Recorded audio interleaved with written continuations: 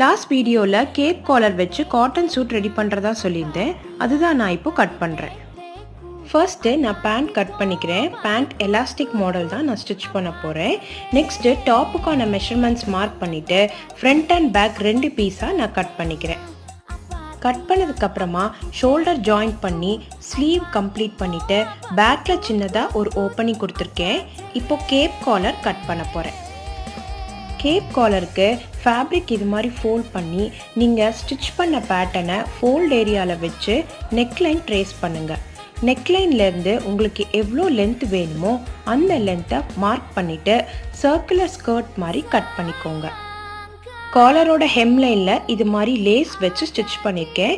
Ready பண்ண காலரை பேட்டர்னுடைய ராங் சைட் நெக்லைனில் ஸ்டிச் பண்ணிவிட்டு ரைட் சைட் டர்ன் பண்ணியிருக்கேன்.